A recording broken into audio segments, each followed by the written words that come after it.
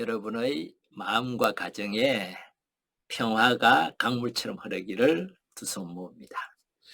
지난 시간에는 부정영성과 긍정영성이 우리 정신건강과 육체건강에 미치는 그 영향이 어떤 것인지에 대해서 말씀을 드렸죠.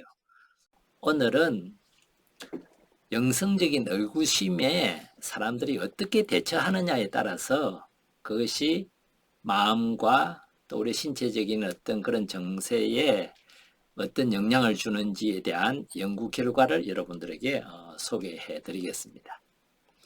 영성적인 의구심이 뭐냐 궁금하실 텐데, 그 영성적인 의구심이라는 것은 영성과 관련된, 예를 든다면은 우리 각자가 가지고 있는 그 종교적인 믿음의 내용들이나 또는 우리가 믿고 있는 하느님 또는 그와 관련된 성직자들이 있죠. 스님들이나 목사님, 신부들, 이런 사람들과 관련된 어떤 갈등들이나 그 사람들의 삶이나 태도에 대한 어떤 의문들이나 의구심들, 또는 교리나 또 우리가 배운 어떤 신앙적인 내용들에 대해서 뭔가 믿기가 어렵고 따르기 어려운 어떤 그런 질문들, 그런 어떤 문제들, 그다음 윤리적이고 도덕적인 문제, 꼭 이렇게 살아야 되는 건가 하는 거, 때로는 어떤 삶의 의미나 또는 삶의 목적이나 또 삶에서 우리가 찾게 되는 그런 어떤 가치들, 이것이 정말 필요한가, 이런 것들이 영성적인 의문들이나 의구심이라고 말할 수 있을 겁니다.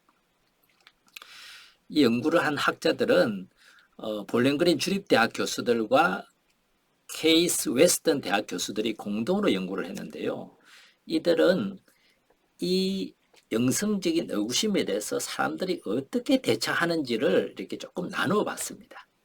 300명이 넘는 사람을 대상으로 일상적인 그런 삶의 경험들을 분석을 해서 어떤 대처를 하는지를 찾아보니까 크게 두 가지 부류 정도로 이렇게 나눌 수 있었는데, 하나는 이런 영성적인 의구심이 실제로 있음에도 불구하고 이것을 회피하거나 또는 억압하는 그런 경우의 사람들이었습니다.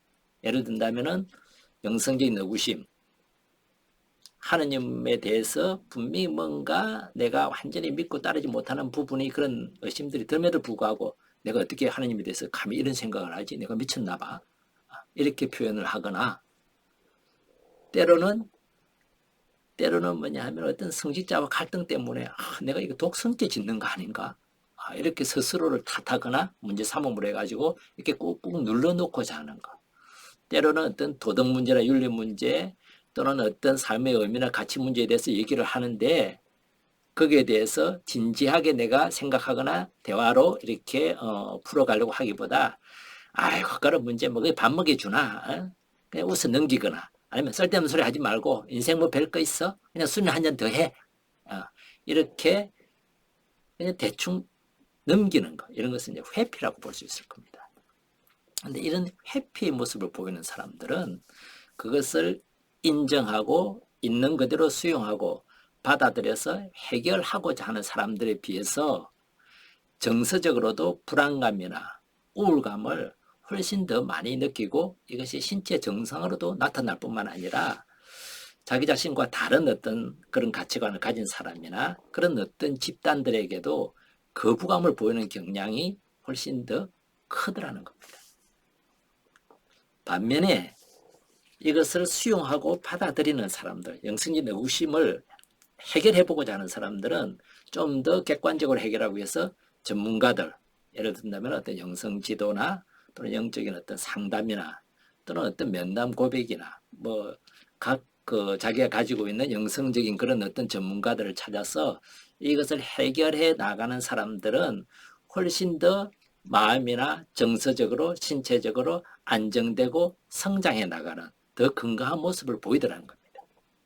그리고 마찬가지로 이런 어떤 해결을 시도했지만은 그래도 다 해결이 되는 건 아니겠지요, 때로는.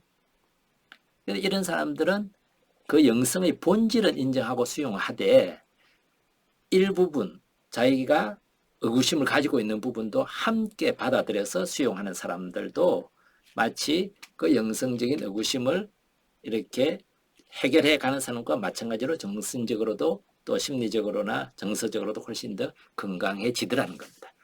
어쨌든 여기에서 회피나 억압은 상당히 영성적인 성장과 정신 건강이나 육체적인 건강에 좋지 않다는 것을 여기에서 잘 보여줍니다.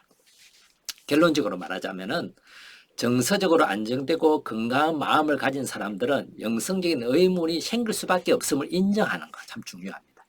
그리고 전문가의 도움을 받아서 객관적인 방법으로 해결하려는 시도를 해보는 거. 그리고 비록 해결이 되든 아니든 적어도 자신 안에 이런 영적인 갈등이 있다는 걸 인정하면서도 동시에 영성적인 본질까지 회피하지 않는 게 중요합니다. 그렇지 않고 영성적인 의문이나 내적인 어떤 걸 영성적인 갈등 상황을 지속적으로 회피하거나 억압하면은 결국은 영성적인 보편성이나 그 본질까지도 버리게 될 뿐만 아니라 삶의 목적이나 의미를 추구하거나 경험하기 어렵게 된다는 사실을 이 연구는 잘 보여주고 있습니다. 여러분의 영성적인 의구심은 무엇이죠? 이에 대해서 여러분들은 어떤 태도를 취하고 계신가요?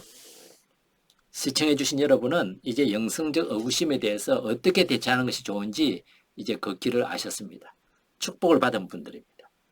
여러분 모두 몸과 마음의 건강과 평화를 가꾸는 선택을 하시길 두 손 모읍니다. 오늘 행복 영성 팁은 여기까지입니다. 고맙습니다.